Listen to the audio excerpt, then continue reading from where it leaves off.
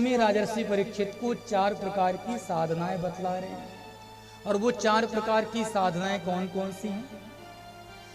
जितासनो जित श्वासो जित संगो जितेन्द्रियः स्थूले भगवतो रूपे मनः संधारयेद्धियः।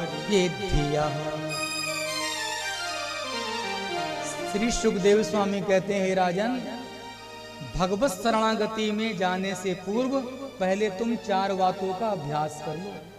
पहले तुम 4 प्रकार की साधनाओं को सिद्ध कर लो। पहली साधना है जितासनो, अपने आसन को साधो। उपासना पद्धति की जो सबसे महत्वपूर्ण साधना है वो है आसन की सिद्धि। यदि आपका आसन सिद्ध है तो बड़ी से बड़ी उपासना, बड़ी से बड़ी साधना सरलता पूर्वक सिद्ध हो सकती है। पर यदि आसन ही सिद्ध ना हो तो किसी भी प्रकार की उपासना आपसे बनेगी ही नहीं। तो उपासना के पथ पर चलने वाले उपासकों को, साधना के पथ पर चलने वाले साधकों को सबसे पहली साधना अपने आसन को सिद्ध कर लेना चाहिए। अभ्यास ऐसा हो कि एक ही आसन पर घंटों बैठकर हम भगवान की कथा सुन सकें। अभ्यास ऐसा हो कि एक ही आसन पर बैठकर हम घंटों भगवान का भजन कर सकें। यदि आसन सिद्ध नहीं तो किसी भी प्रकार की साधना अथवा किसी प्रकार की उपासना आपसे बनेगी ही नहीं। मैंने कई लोगों को देखा है जो 10-5 मिनट भी एक आसन पर नहीं बैठ पाते। 3 घंटे की कथा में 300 मुद्राएं बदल जाती हैं। इतनी मुद्राओं का वर्णन तो हमारी सनातन संस्कृति में भी नहीं है जितनी मुद्राएं हम लोग 3 घंटे की कथाओं में बदलते हैं। आएंगे तो बिल्कुल ब्रह्मर्षि विश्वामित्र की तरह पद्मासन में स्थित होकर कथा सुनेंगे, पर जैसे जैसे समय बीतेगा मुद्राएं भी बदल जाएंगी। आए थे तो इस मुद्रा में, और धीरे धीरे समय व्यतीत हुआ तो थोड़ी देर बाद ऐसे, तो कभी ऐसे। और कुछ सज्जन तो ऐसे हैं जो दोनों चरण फैला करके निश्चिंत होकर के बैठ जाते हैं। उन्हें इससे लेना देना नहीं कि वो कहाँ हैं।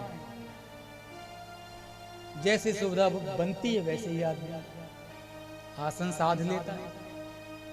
ऐसी समस्या, ऐसी विडंबना जीवन में इसीलिए आती है क्योंकि हमने अब तक अपने आसन को साधा नहीं। हमने अब तक ऐसा अभ्यास किया नहीं कि हम एक ही आसन पर घंटों बैठ पावे। अच्छा, कई श्रोताओं का कहना रहता है, सरकार आपको क्या पता हमारे घुटनों में कितना दर्द रहता है। सही बात है, अगर किसी को समस्या है तो स्वाभाविक है वो एक आसन पर नहीं बैठ सकता। पर हमें चाहिए कि हम अपने आसन को सिद्ध करें। साधकों के लिए सबसे पहली साधना यही है कि उनका आसन सिद्ध होना चाहिए। जितासनो जित श्वासो जित संगो जितेंद्रिया। और दूसरा आसन, दूसरी साधना, हमारी श्वास पर हमारा सम्यक नियंत्रण होना चाहिए। भगवान ने हमें और आपको जो श्वास दी है उसकी भी एक सीमा है, तो हमारी श्वास पर नियंत्रण होना चाहिए। क्योंकि यदि हमारी श्वास पर नियंत्रण नहीं होगा तो हमारे मन पर भी नियंत्रण नहीं हो सकता। मन को नियंत्रित करने के लिए चाहिए हमारी सांस पर नियंत्रण हो। यदि श्वास पर नियंत्रण हो जाएगा तो मन पर भी नियंत्रण हो सकता है। हमारी श्वास का हमारे मन के साथ सीधा संबंध है। आप लोगों ने अनुभव किया होगा, जब कभी हमारे मन में किसी प्रकार की कोई व्याकुलता होती है, घबराहट होती है, तो हमारी श्वास भी तीव्र गति से चलने लग जाती है। और श्वासों की तीव्रता को देखकर, श्वास की गति को देखकर सामने वाला व्यक्ति अनुमान लगा लेता है कि इनके मन में कुछ चल रहा है, ये मन से व्याकुल लगते हैं। तो हमारी श्वास का हमारे मन से सीधा संबंध है। इसलिए हमें चाहिए हम अपनी श्वास पर नियंत्रण रखें। यम नियम प्राणायाम विधियों से हम लोग अपनी श्वास पर भी नियंत्रण रखें। भगवान ने जितनी श्वास जिसके खाते में दी हैं उतनी श्वास ही हमें उपयोग करना है। धन देने से भी श्वास प्राप्त नहीं हो सकती, इसलिए श्वास पर भी नियंत्रण होना चाहिए, क्योंकि श्वास पर नियंत्रण होगा तो हमारा मन भी हमारी बात मानेगा। तो दूसरी साधना है श्वास पर नियंत्रण। तीसरी साधना है जित संगो। हमारा संग कैसा होना चाहिए? सत्पुरुषों का संग हो, भगवत भक्तों का संग हो, क्योंकि भगवत प्राप्ति में सत्संग भी एक महत्वपूर्ण भूमिका निभाता है। हमारे सत्पुरुषों ने तो भगवत प्राप्ति का महत्वपूर्ण उपाय सत्संग को ही माना है। और माताएं गाती भी हैं, श्याम जी से मिलने का सत्संग ही बहाना है। ये सत्संग भी जीव को परमात्मा तक पहुंचा देता है। इसलिए हमारा और आपका संग भी अच्छा होना चाहिए। सत्पुरुषों का संग हो, भगवत भक्तों का संग हो। सत्संगति का मानव जीवन में बड़ा प्रभाव है। जैसा संग होगा जीवन का वैसे ही रंग ढंग होगा। संसर्गजा दोष गुणा भवंती। संगत से ही जीवन में गुण विकसित होते हैं और संगत से ही जीवन में अवगुण विकसित होते हैं। तो हमारा संग अच्छा होना चाहिए। संतों का संग, भगवत भक्तों का संग हो। तीसरी साधना ये है। और चौथी साधना है जितेंद्रिया। हमारा हमारी इंद्रियों पर भी सम्यक संयम होना चाहिए। ये इंद्रियां भी भगवत प्राप्ति में महत्वपूर्ण भूमिका निभाती। 10 कर्मेंद्रियां और 10 ज्ञानेंद्रियां। ये जो 10 इंद्रियां हैं ये भगवत प्राप्ति में बड़ी महत्वपूर्ण भूमिका निभाती है। क्या आप लोगों ने कभी विचार किया है दशरथ और दशानन में क्या अंतर है? दशरथ और दशानन का जो नाम है वो थोड़ा बहुत मिलता जुलता है। दशरथ के नाम के आगे भी 10 लगा है और दशानन के नाम के आगे भी 10 लगा है। और दोनों के दोनों रामायण जी के महत्वपूर्ण पात्र हैं। मानो कि एक भगवान श्री राम की लीला यात्रा का उपक्रम है तो एक भगवान श्री राम की लीला यात्रा का उपसंहार है। दशरथ और दशानन दोनों की संज्ञाओं में कितना साम्य है। इसके नाम के आगे भी 10 और उनके नाम के आगे भी 10। ये 10 का चक्कर क्या है?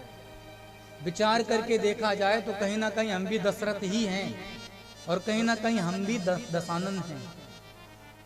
दशरथ किसे कहते हैं, दशानन किसे कहते हैं?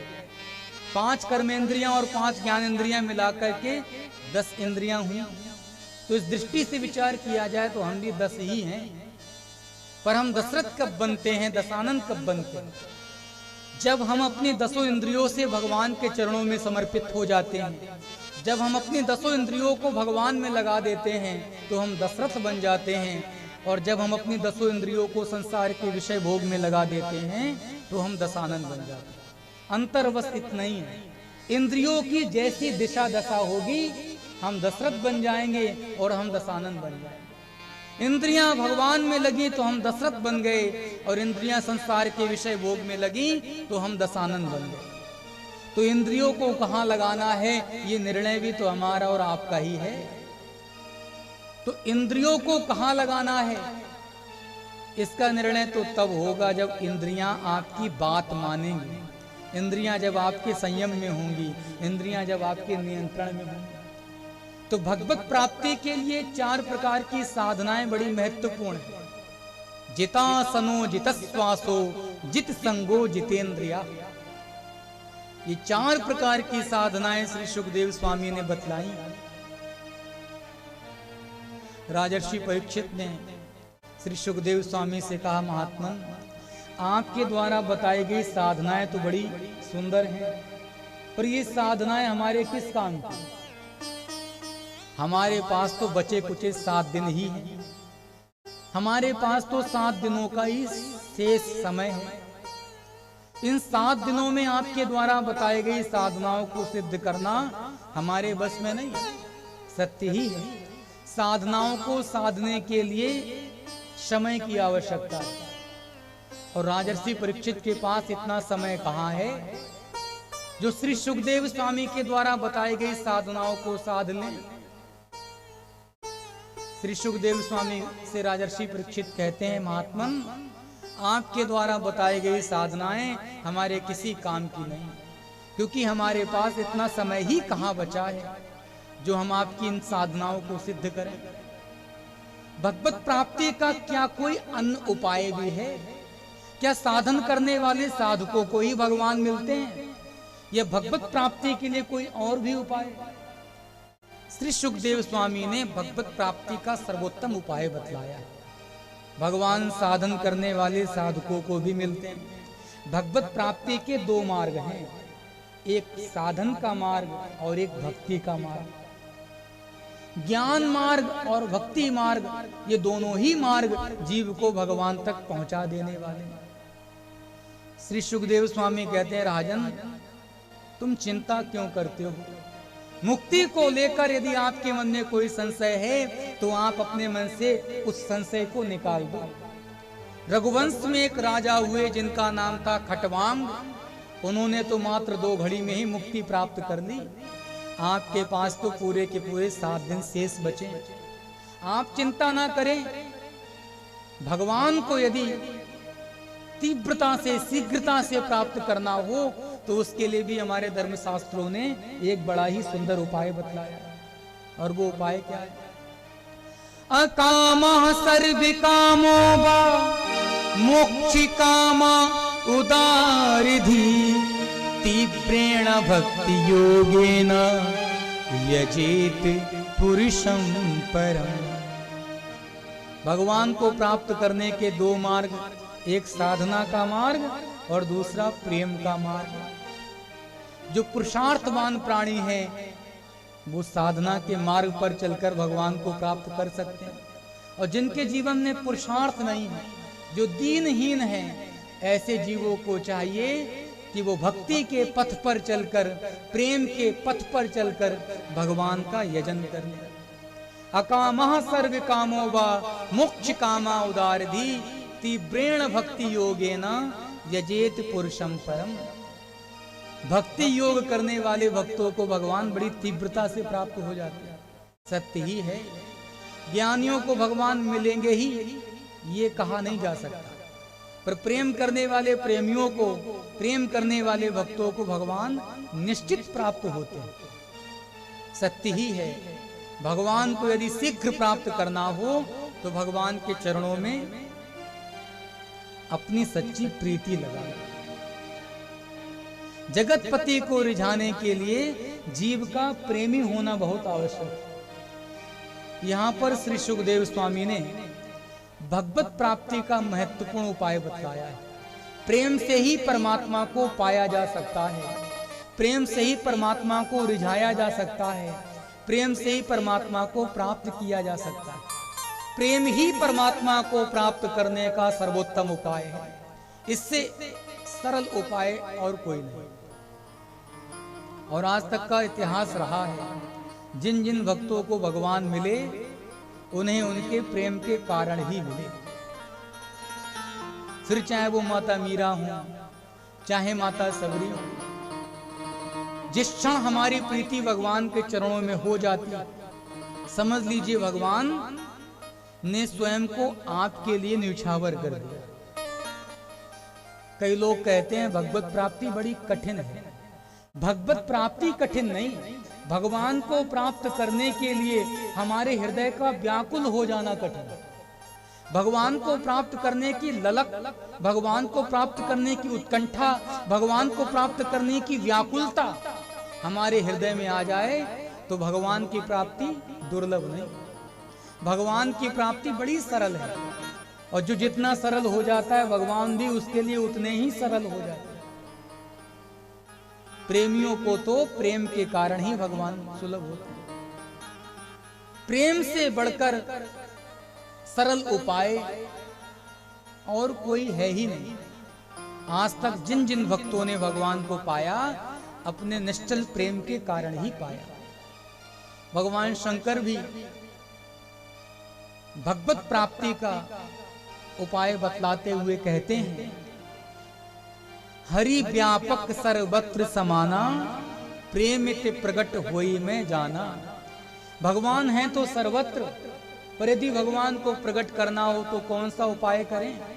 भोले बाबा कहते हैं प्रेमित प्रगट। परमात्मा तो प्रेम से ही प्रकट होते हैं। परमात्मा को यदि प्रकट करना हो तो परमात्मा से प्रेम करने लग जाओ, प्रेमियों को भगवान अति सुलभ हो जाते हैं। जो परमात्मा बड़े बड़े अमलात्मक, बड़े बड़े विमलात्मक साधु संतों के लिए भी अति दुर्लभ हैं, वो प्रेमियों के लिए सुलभ होकर के आ जाते हैं। तो भैया, प्रेम करने से भी परमात्मा सरलता पूर्वक प्राप्त होते हैं।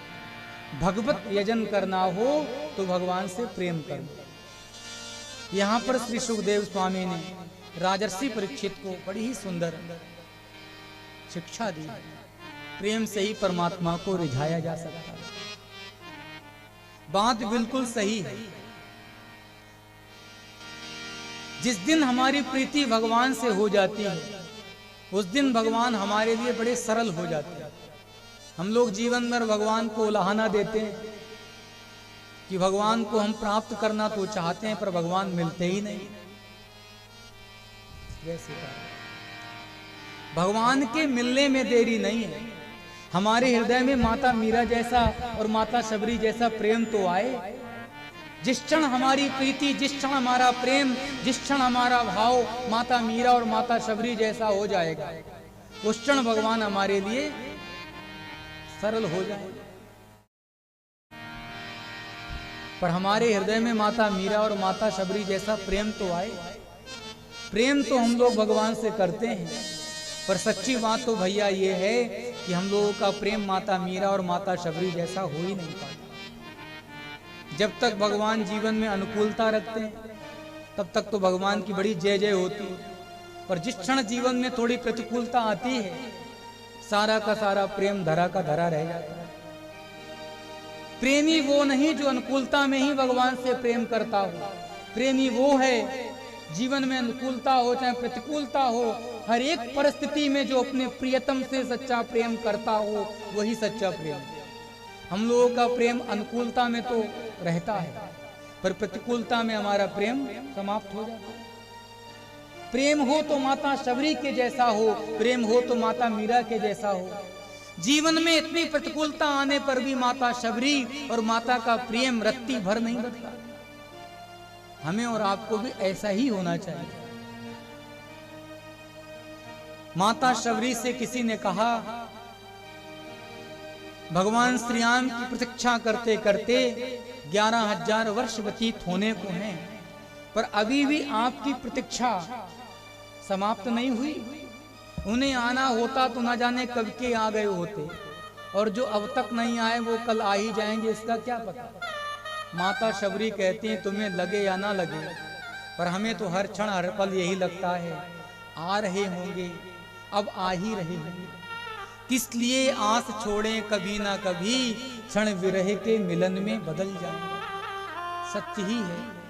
सच्चे प्रेमी परमात्मा की जीवन पर्यंत प्रतीक्षा करते हैं। जीवन में चाहे कितने भी संघर्ष आ जाएं, जीवन में चाहे कितनी भी विडंबनाएं आ जाएं, जीवन में चाहे कितनी भी प्रतिकूलता आ जाए, पर प्रेमियों का प्रेम रत्ती भर कम नहीं होता। प्रेमियों ने तो भगवान को लूट लिया। जिनको आज तक कोई लूट नहीं पाया, उनको भगवान के भक्तों ने, उनको प्रेमियों ने लूट लिया। इसीलिए ब्रज के रसिक संतों ने बड़ी सुंदर पंक्तियां गाई। लूट लियो लूट लियो लूट लियो रे, इन भक्तों ने भगवान लूट लियो रे, इन भक्तों ने भगवान लूट लियो रे। लूट लियो लूट लियो लूट लियो रे, लूट लियो लूट लियो लूट लियो रे, इन भक्तों ने भगवान लूट लियो रे, इन भक्तों ने भगवान लूट लियो रे।